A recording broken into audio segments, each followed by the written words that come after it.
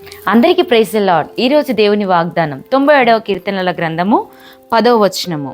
తన భక్తుల ప్రాణములను ఆయన కాపాడుచున్నాడు, భక్తిహీనుల చేతుల నుండి ఆయన వారిని విడిపించును.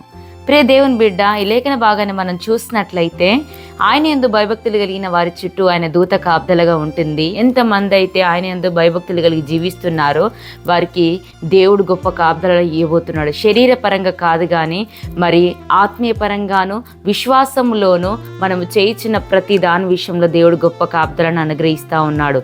భక్తిహీనుల చేతిలో నుండి అంటే మరి దుష్టుడు ఎన్నో మార్లు మనని మరి తప్పుడు తొరవలో నడిపించాలని చూస్తున్నప్పటికీ ఆయన మనకు తోడుగుండి విడిపిస్తారని వాగ్దానం చేస్తూ ఉన్నాడు. ప్రియ దేవుని బిడ్డ, ఈ దినమున ఆయన యందు విశ్వాసం కలిగి భయభక్తులు కలిగి జీవించినప్పుడు దేవుడు గొప్ప కార్యం చేయబోతున్నాడు. నీ సొంత ఆలోచనలకు కాదు కానీ దేవుని చిత్తానికి నువ్వు లోబడినప్పుడే దేవుడు నీ మార్గంను సరళం చేయబోతున్నాడు. ఇట్టి వాగ్దానం మనందరి పట్ల దేవుడు నిశ్చయంగా నెరవేర్చునుగాక. ప్రార్థన. మమ్మల్ని మిక్కిలిగా ప్రేమిస్తున్న నా ప్రియ పరలోక ప్రార్థన నీకు వందనాలయ్యా. ఈ దినము కొరకే మీరు మాకు అనుగ్రహించిన గొప్ప వాగ్దాన వాక్కులకి వందనాలు. అవి నిశ్చయంగా మా జీవితంలో నెరవేర్చబడును గాక.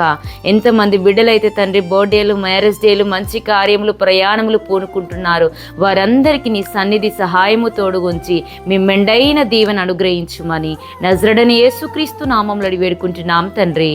ఆమేన్. Praise the lord.